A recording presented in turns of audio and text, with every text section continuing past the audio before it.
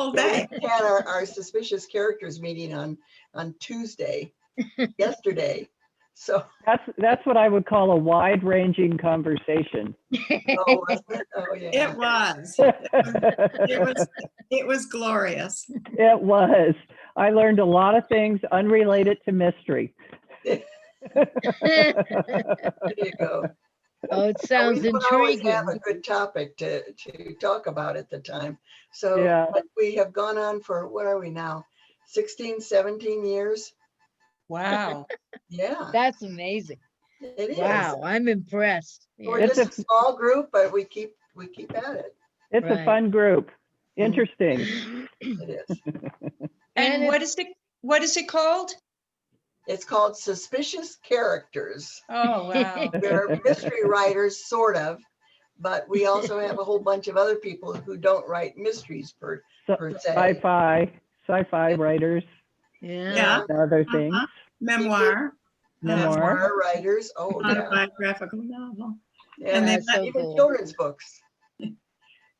They Well- let me in because I'm suspicious anyway. Yeah. Aren't we Yeah, all? Yes. Any suspicious characters could join. Okay, well, what I think we're ready to start. Does anyone want to go first? Or shall I just alphabetize? Just grab somebody. Virtually speaking, I suppose. Right. Well, you know, if I'm looking at alphabetically, I think it should be D. I suspected as much. And I will come up after, oh, I guess before Susan. Yeah. Shirley will be last. Janet comes early on, and Kimberly Kimberly before Janet. Yeah. just before Janet. Yes. All right. Sounds good. All right. So now let's mute and take over, Dee. Okay. This is a shortish piece. It's about 3 minutes long. And it was kind of, it's older, and it was kind of an exercise in description. So it's called Deconstruction. The rain just ending, I looked through a chain link fence at the demolition of another shopping center. Half gone, the buildings huddle in the rutted parking lot.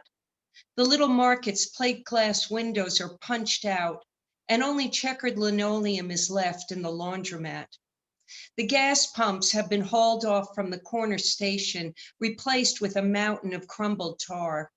And the restaurant is torn down now, except for one chimney that rises like a bombed out remnant in an old war photo. Truth is, I hardly shopped here anymore. It felt dated and doomed.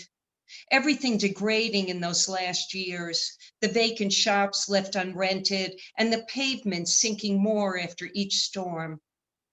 With the walls torn away, the sky has filled the space between the thrift store and the druggist. And in front of the bakery, the shrubbery's upturned, roots exposed. The ovens and metal racks are long gone, only the narrow counter left, its framework austere, almost dignified. Even the long legs of the huge metal sign in front have collapsed, buckled over, its face down in the weeds, like some ancient struggle was staged, then abandoned. It isn't as if anyone would miss this little strip, but my son and I passed it every day on the way to the park.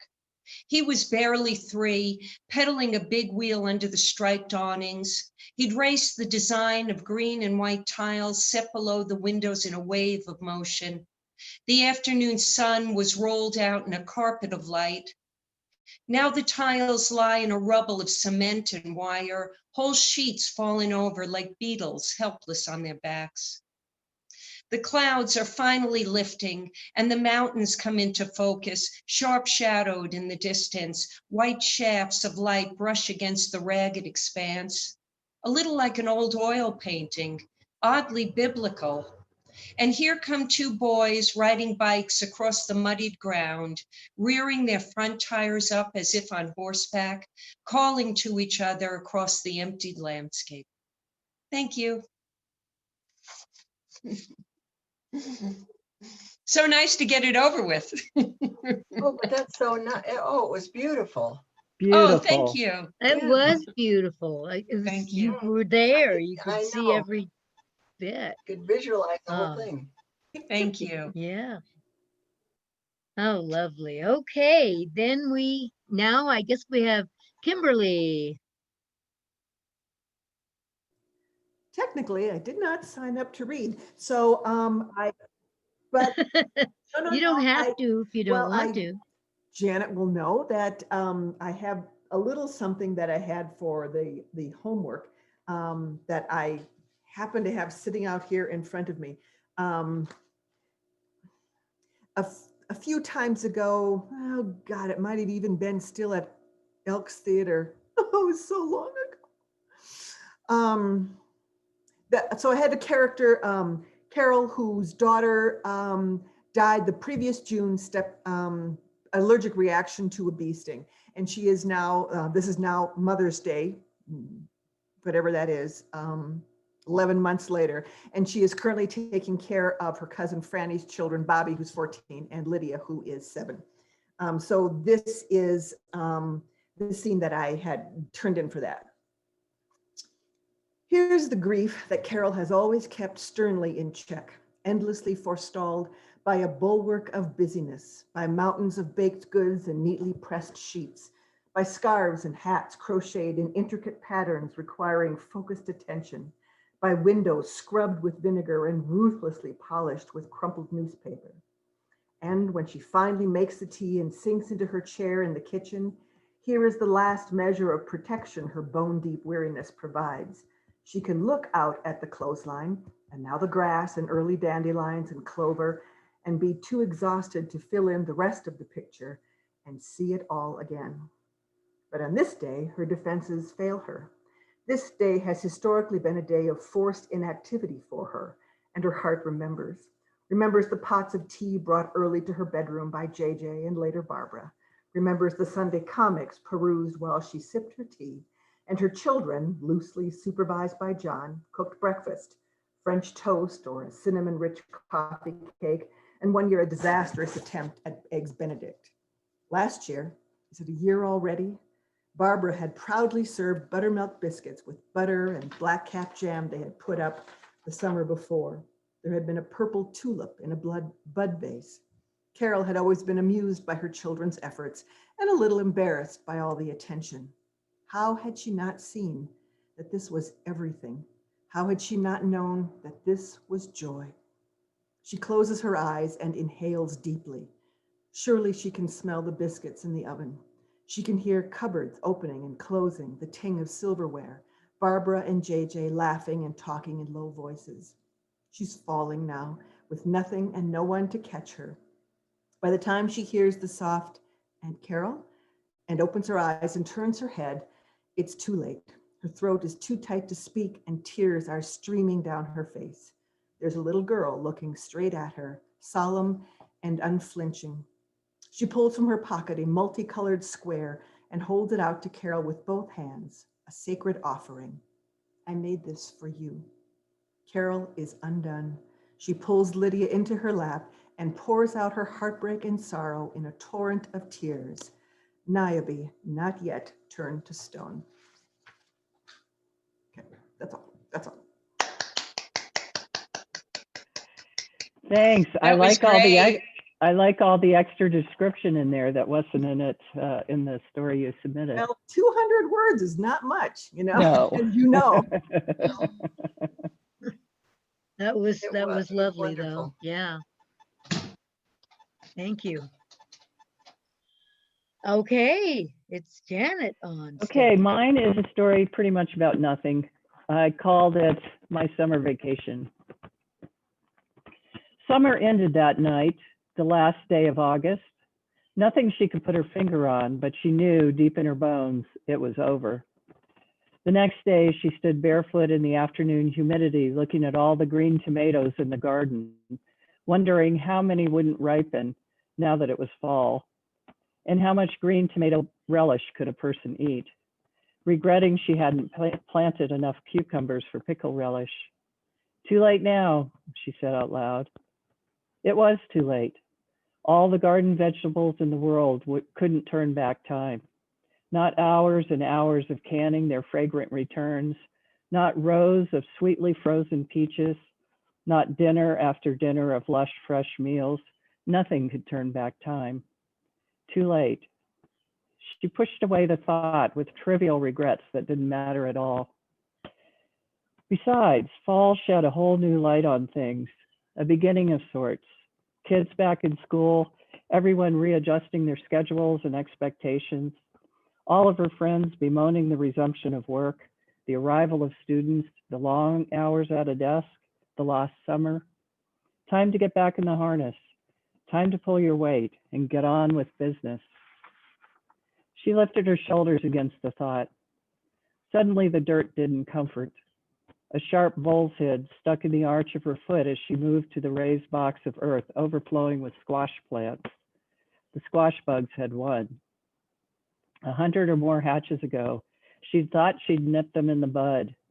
The few she found, she fed to the colorful, now huge spider hidden behind the tomato patch. But after monsoon started, progress stopped. Overnight, the bugs reproduced with a vengeance. The bugs win, she said, then yelled, fist to the sky, the goddamn bugs win. Not that she really cared, for God's sake. It's just a garden. She sat on the wooden bench she'd made one sunny afternoon when summer stretched out like a lazy dog. She leaned back against the weathered siding torn from the old house in Prescott. Yes, too late to go back and already fall. She glanced around her little domain, the frayed ends of her shorts against her tan summer skin, the fencing she'd put in single-handed, the fruit trees that nothing she did could save. She squinted at the hot sky overhead for a second, mashed a squash bug with a bare foot. Yes, too late. She drew in the dirt with her big toe, then stood up and walked to the house. The screen door slammed behind her. No, she said to her other self, it's never too late. The end. Oh, that's so nice. I love the Thank I you. love the they spread like a lazy dog. I Oh, love that that. was nice. Wasn't that great? Thank you. Yeah, it's very enjoyable. Thanks. Yeah. Okay, now here's what, since it's since it's October, I'm going to read my Word Witch poem for Halloween. And I wrote it well, it wasn't that long ago, but it was not yesterday. On the top of at night, Halloween night, with the moon was full, and White Spar, aka Quartz Mountain. And if you've ever been there in the moonlight, it just glows. It's just a wonderful place to be. And then coming back, walking back, I just started getting all these lines. So I haven't read it for a while. So let's just hope I'm going to pull it up on here. So if I disappear, you guys carry on without me. Word Witch. Watch out for me, high-riding wild white witch that I am. I gobble wonder for dinner, breakfast and lunch on sun, chew up stars for midnight snacks. I have only to glance, love, and the great straws of my eyes suck up the gift banquet of universe. Greedy eyes, never satisfied. The smallest blade of grass,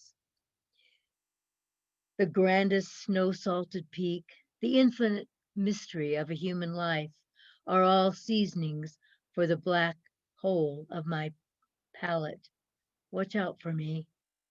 You will know me by the words that nest in the tangles of my head, by the glitter that spews from my eyes as joy tries to escape. Bits of it will leap on to you, sink sharp teeth into the tender flesh of your heart. You will crave my gaze as I pour splendor out upon you, gluing your spirit fast with enchantment and drawing you into the vortex of my omnivorous love.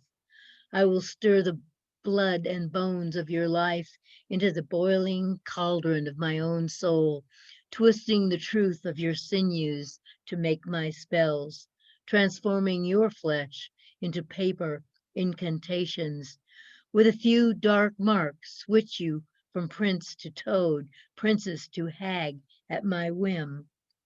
I steal only from you what interests, spit out the rest, leave you bereft.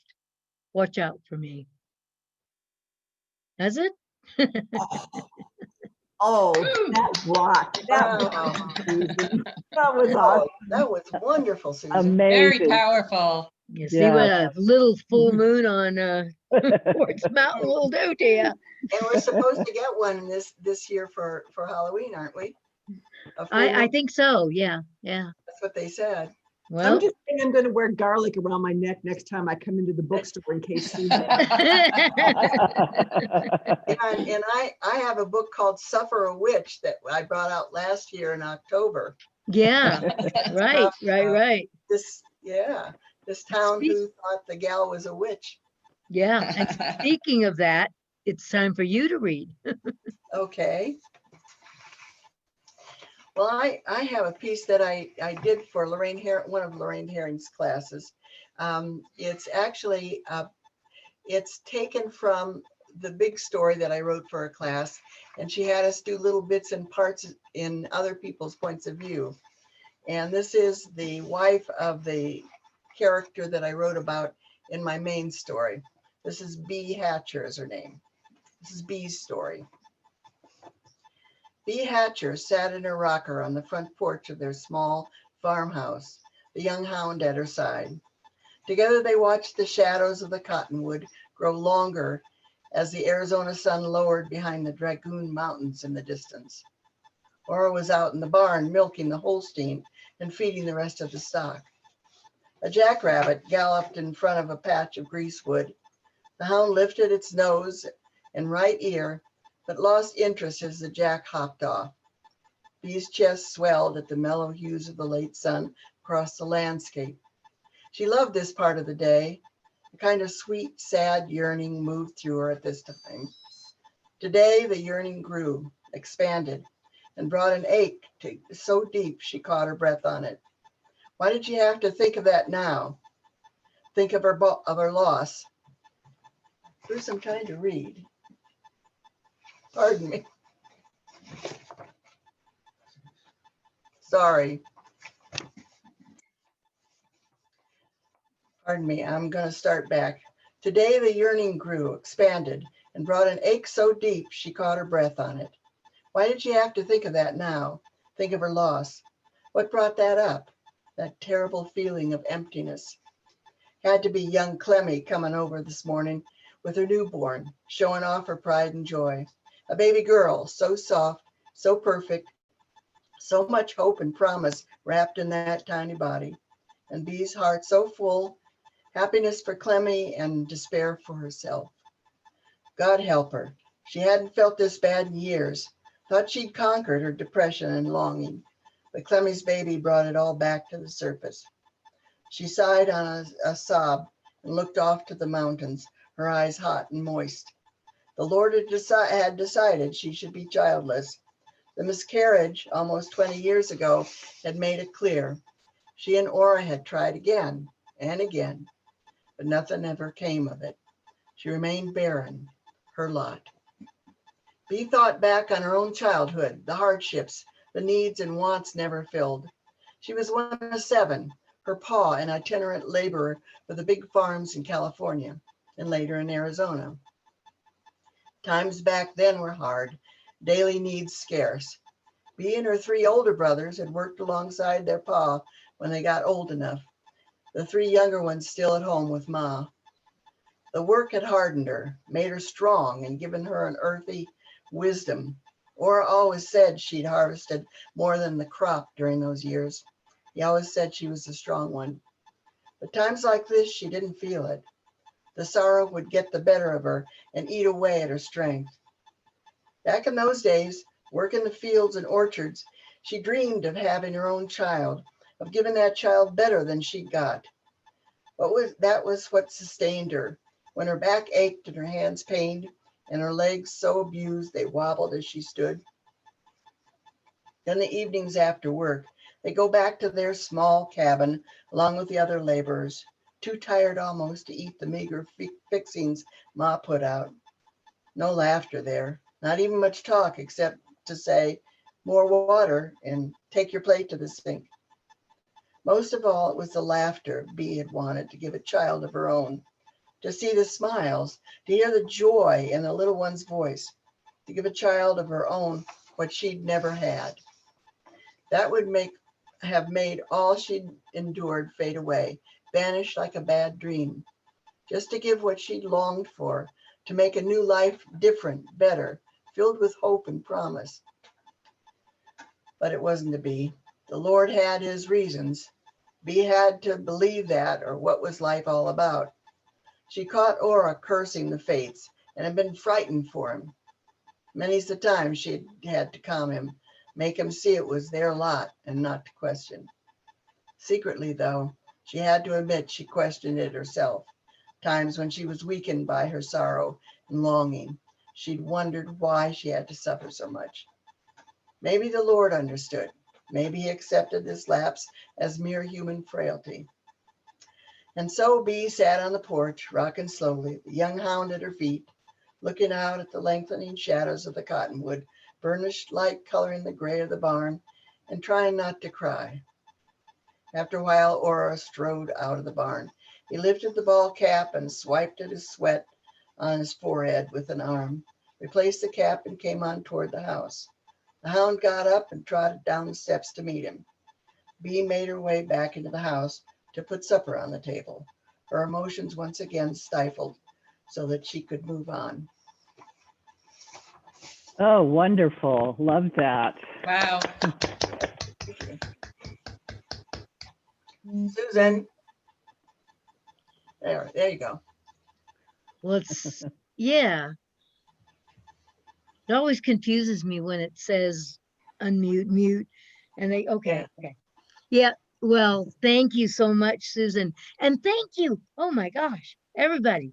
So Shirley, it's your time to rock.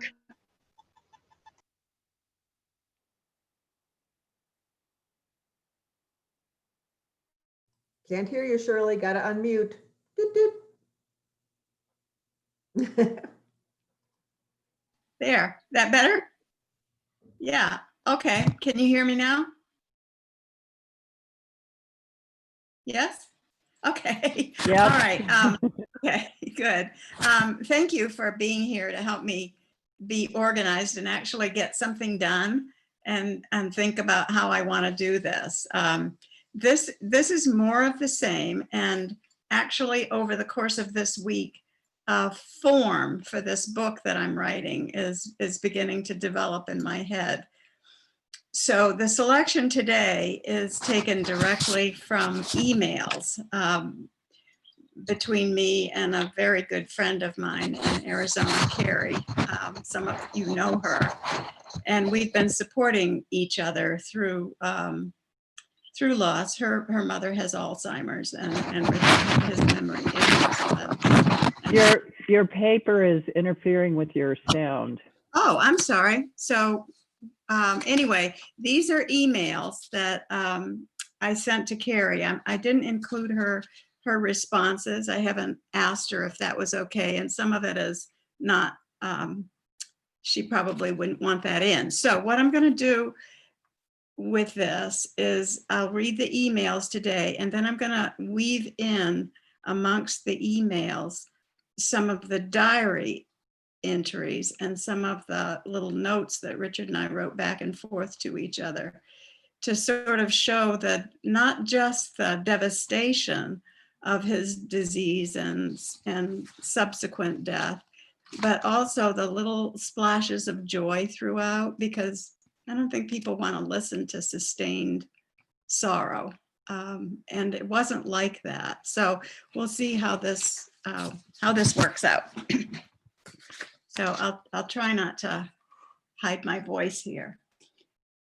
Emails to Carrie, November 27th, 2019. Thinking of you as I get ready for this Thanksgiving, and I'm struck with how blessed I am to have connected with you on such a deep spiritual level. I hope it's a day of love and nesting for you, my dear, sweet Carrie. And thank you for being there with me. Even at this long distance, I feel your love and concern and strength. Richard tried to put on a Kleenex instead of his slipper this morning. The slippers are black, the Kleenex is white. I'm working on being grateful for the fact he can still walk.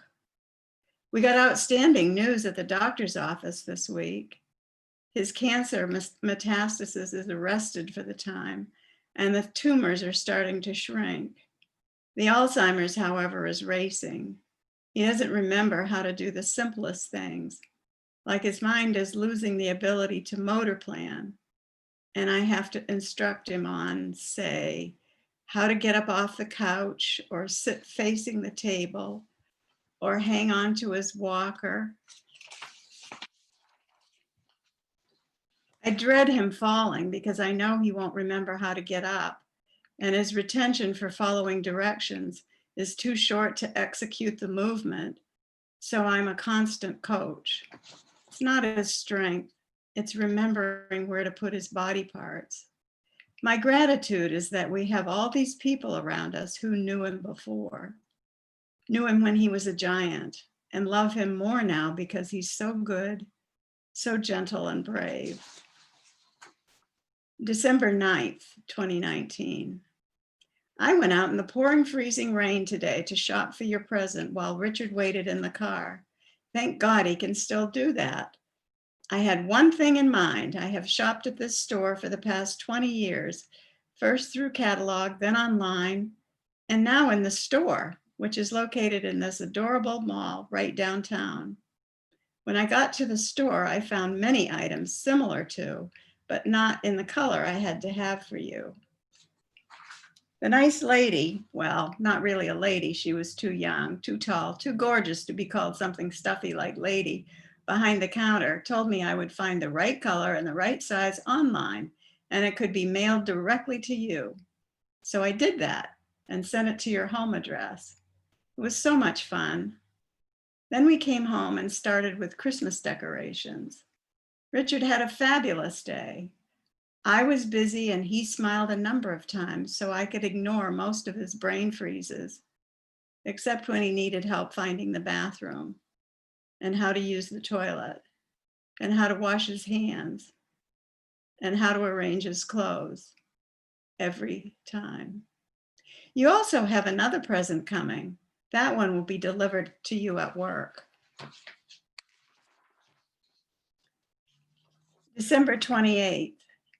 I have just got to read this Pam Houston you recommend.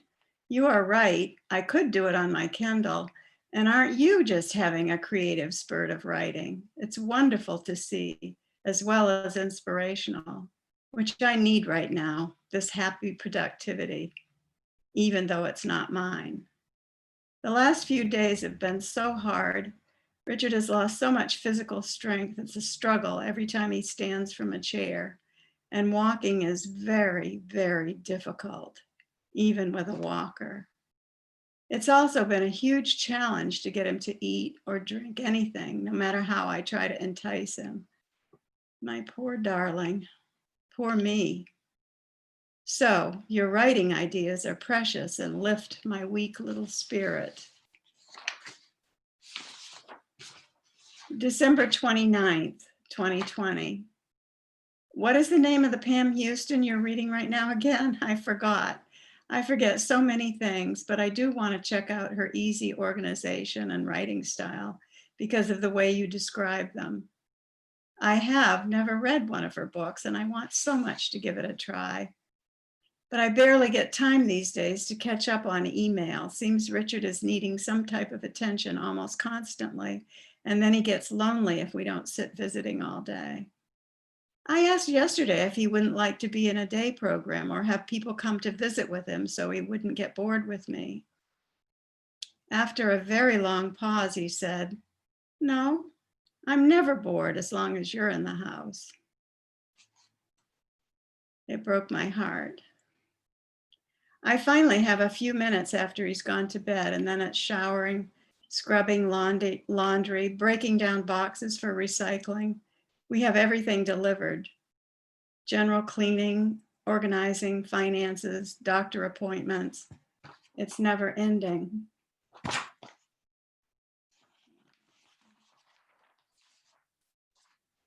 And the alternative is too sad to even think about. Him staring at an institutional window, wondering when I'm going to come, makes me shudder. I'm still reading several books you recommended that I started from weeks ago, but you described the Pam Houston in such enticing detail. Maybe, sigh. December 30th, 2019. It's snowing here today. Nice, soft, fat flakes. Quiet. Richard is having a goodish day. Sigh. December 31st, 2019. I started Deep Creek. Thank you. Houston inspires me to think I can make it after Richard is gone, and that's a very good thing, because sometimes I think I won't want to, or that I'll be too tired to care.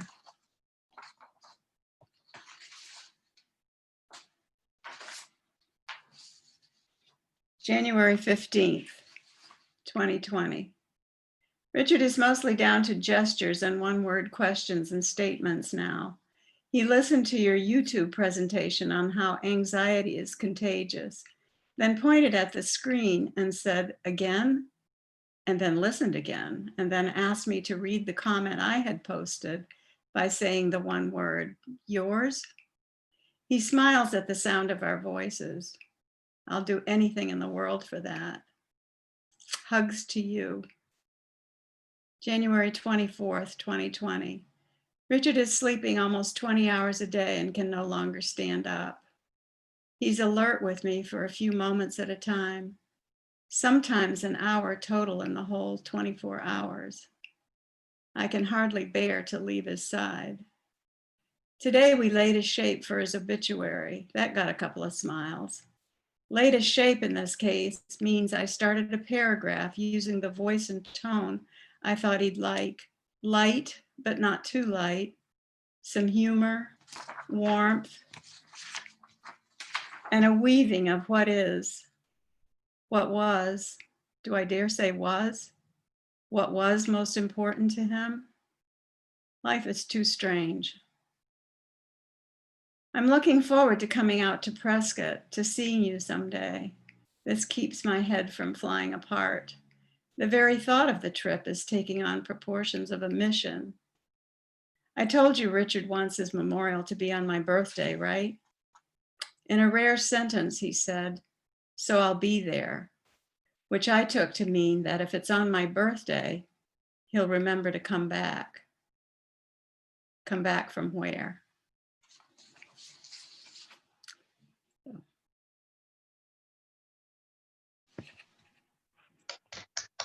Oh, That was powerful. beautiful.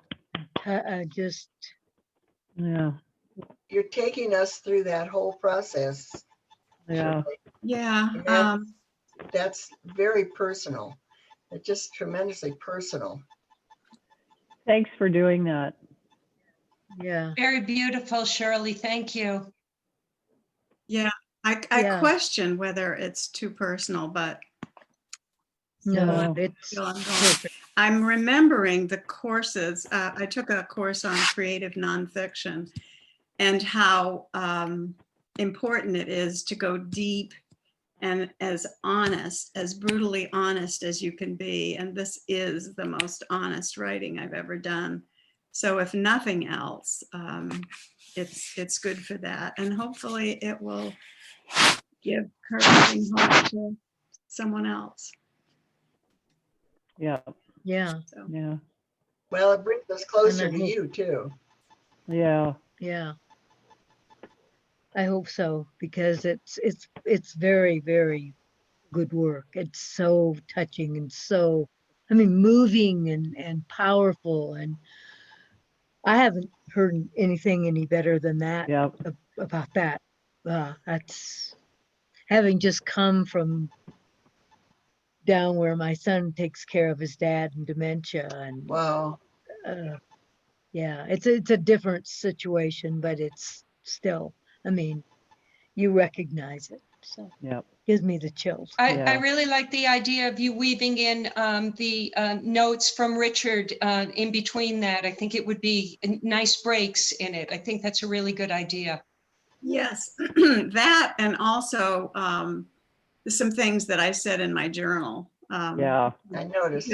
Because it was a terrible, those are terrible struggles that I dealt with. You find out everything that you don't like about yourself when you're caring. Yeah.